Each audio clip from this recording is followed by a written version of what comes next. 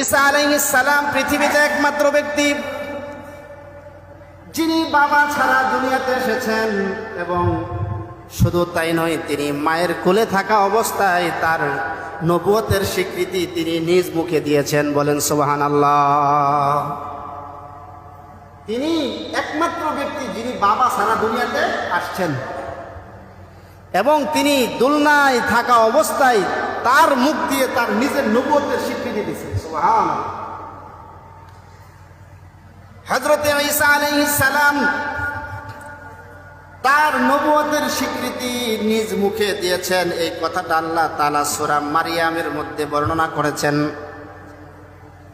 সূরাতুল মারিয়ামের মধ্যে আছে, মারিয়াম আলাইহিস সালাম যখন তার সন্তান ঈসা আলাইহিস সালামকে প্রসব করলেন, লম্বা ঘটনা সংক্ষেপে বলি, তিনি যখন তার সন্তান ঈসা আলাইহিস সালামকে কোলে নিয়ে স্বজাতির কাছে ফিরে আসলেন, নিজের গোত্রের কাছে যখন ফিরে আসলেন, তখন তার গোত্রের লোকেরা ডাক দিয়া বলে, ইয়া উখতা হারুনা মা কানা আবুকি ইমরাআ সাউইন ওয়া মা কানাত উম্মুকি বাগিয়া। গোত্রের লোকেরা ডাক দিয়া বলে, ইয়া উখতা হারুন, হে হারুনের বোন, মা কানা আবুকি ইমরাআ সাউইন ওয়া মা কানাত উম্মুকি বাগিয়া। তুমি এটা কেমন কাজ করলে, কেমন সন্তান নিয়ে আসলে? সন্তানের তো বাবা নাই, তোমার তো বিবাহ হয় নাই, বাবা ছাড়া সন্তান নিয়ে আসলে তুমি এই কাজটা কিভাবে করলে? তোমার বাবা তো খারাপ ছিল না, এবং তোমার মাও বেবিচারী ছিল না, খারাপ ছিল না, তুমি এই কাজটা কিভাবে করলে? সমাজের লোকেরা যখন মারিয়াম আলাইহিস সালামকে এই কথা বলল যে এই সন্তান কার, এই সন্তানের পরিচয় দাও, এই সন্তান কোথা থেকে এসেছে তার পরিচয় বলো, মারিয়াম আলাইহিস সালাম বলেন, আমার সমাজের লোকেরা শোনো, আমি যদি আমার এই সন্তানের পরিচয় দেই, আমার মুখ দিয়া দিলে তোমরা সেটা গ্রহণ করবা না, বিশ্বাস করবা না। আমার সন্তানের পরিচয়টা আমার সন্তান তার নিজের মুখে দিবে। বলেন সুবহানাল্লাহ। মারিয়াম আলাইহিস সালাম আশারাত ইলাই, এই কুলের সন্তানের দিকে ইশারা করলেন, বলেন যে তারে জিজ্ঞাসা করো তার পরিচয় কি। ক্বালু কাইফা নুকাল্লিমু মান কানা ফিল মাহদি সাবিয়্যা।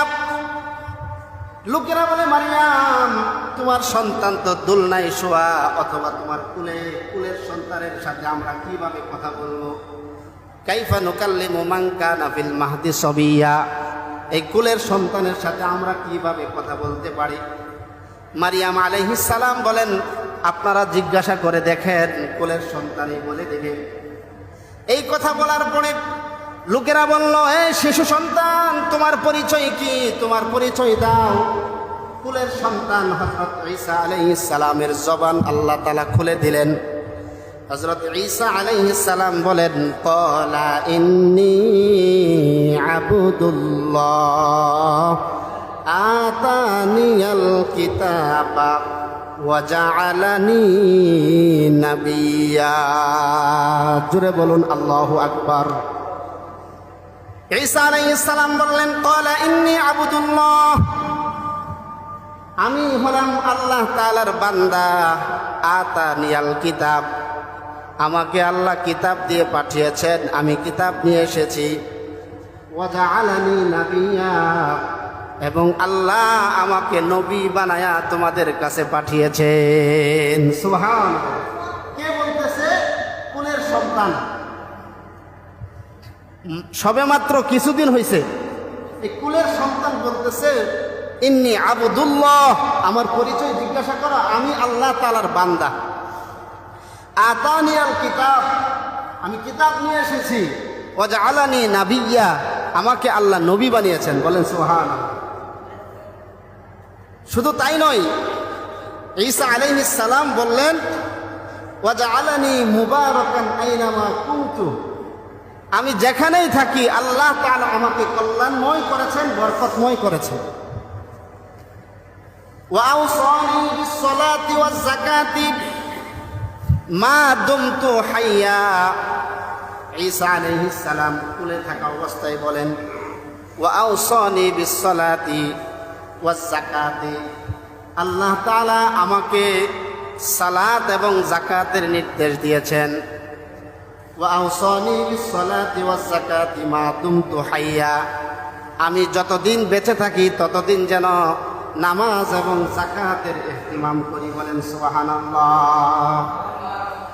ভাইরা আমার, এখানে বোঝার বিষয় হলো ঈসা আলাইহিস সালাম মাতৃকুলে থাকা অবস্থায় তিনি তার পরিচয় দিয়েছেন, সাথে সাথে এই কথাও বলেছেন ওয়া আওসানি বিস-সালাতি ওয়াজ-যাকাতি মা দুমতু হাইয়া, আল্লাহ আমাকে নামাজের এবং যাকাতের নির্দেশ দিয়েছেন। এই কথাটা তিনি না বললেও পারতেন। এটা কেন বললেন? এটা বলার কারণ হচ্ছে তিনি বুঝাইলেন নামাজ এমন এক ইবাদত যে ইবাদতের চেয়ে শ্রেষ্ঠ আর কোনো ইবাদত আল্লাহর কাছে নাই। জোরে বলেন সুবহানাল্লাহ। এজন্যই আল্লাহ রাব্বুল আলামিন আমাদেরকে যে নামাজের হুকুম দিয়েছেন, আল্লাহ রাব্বুল আলামিন আমাদেরকে যে নামাজের নির্দেশ দিয়েছেন, আমাদের ধর্মের মধ্যে যত ইবাদতের হুকুম আল্লাহ দিয়েছেন, ইবাদতের মধ্যে শ্রেষ্ঠ ইবাদত হচ্ছে নামাজ। জোরে বলুন কি? শ্রেষ্ঠ ইবাদত হচ্ছে নামাজ। এই জন্য কোনো মানুষ যদি নামাজ কায়েম করে, কোনো মানুষ যদি নামাজের হেফাজত করে, শ্রেষ্ঠ ইবাদত নামাজ কায়েম করার কারণে আল্লাহ তাআলা তাকে জান্নাতের মধ্যে শ্রেষ্ঠ জান্নাত জান্নাতুল ফেরদাউসের মেহমান বানায়া দিবে।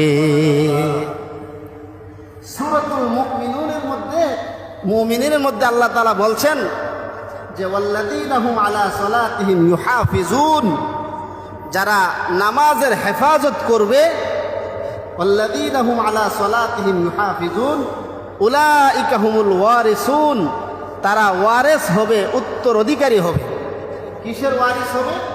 আল্লাযীনা ইয়ারিসুনাল ফিরদাউসা হুম ফিহা খালিদুন, তারা জান্নাতুল ফেরদাউসের ওয়ারিস হবে। বলেন সুবহানাল্লাহ।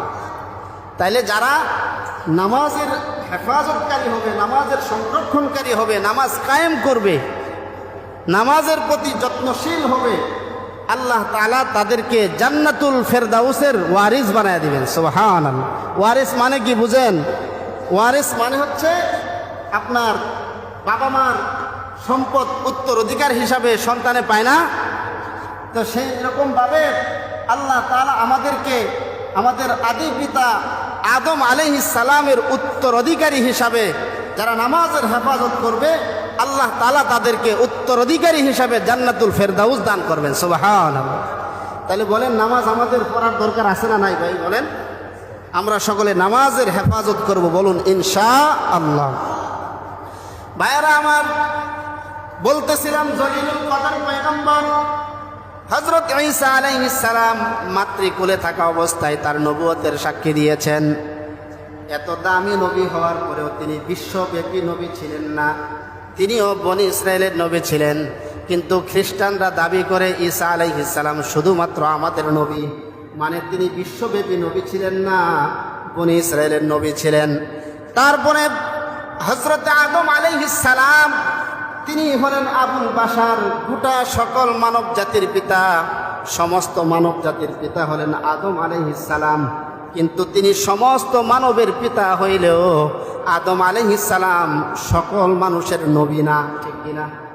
তিনি সমস্ত মানুষের পিতা কিন্তু সকল মানুষের কি না? নবী না। আদম আলাইহিস সালাম সবার পিতা কিন্তু সবার নবী না। মুসলমানদের জাতির পিতা ইব্রাহিম আলাইহিস সালাম, তিনি মুসলিম জাতির পিতা। আল্লাহ তাআলা ঘোষণা দিয়েছেন মিল্লাতা আবিকুম ইব্রাহিম হুয়া সাম্মাকুমুল মুসলিমিন। মুসলমানদের জাতির পিতা কে বলেন তো? আবার বলেন, সবাই বলেন। এই কথাটা তিনবার কেন বললাম? কারণ হচ্ছে এই জাতির পিতা শব্দটা কেউ কেউ ছিনতাই করতে চাইছিল, কিন্তু সফল হতে পারে নাই। মুসলমানদের জাতির পিতা একজন, চিল্লায় বলেন তিনি কে? ইব্রাহিম আলাইহিস সালাম। ইব্রাহিম আলাইহিস সালাম সমস্ত মানুষের, মুসলিমের পিতা, কিন্তু সকল মুসলিমের নবী না। তিনি একটা নির্দিষ্ট গোত্রের, একটা নির্দিষ্ট জাতের নবী ছিলেন। সকল মুসলিমের পিতা, কিন্তু সকল মুসলিমের নবী নন। কিন্তু আমাদের নবীর ব্যাপারে আল্লাহ তাআলা বলেন, ইয়া আইয়ুহান নাস ইন্নী রাসূলুল্লাহি ইলাইকুম জামিআ। নবী বলেন, হে লোক সকল, তোমরা শোনো, ইন্নী রাসূলুল্লাহি ইলাইকুম জামিআ, আমি সমগ্র মানব জাতির নবী হিসাবে তোমাদের কাছে এসেছি। বলেন সুবহানাল্লাহ।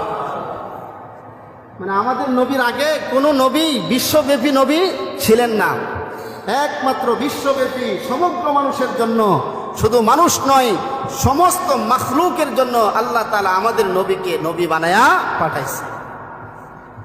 সূরাতুল ফাতিহার মধ্যে আমরা বলি, আলহামদুলিল্লাহি রাব্বিল আলামিন, সমস্ত প্রশংসা ওই আল্লাহ তাআলার জন্য যিনি জগৎ সমূহের মালিক, জগৎ সমূহের প্রতিপালক।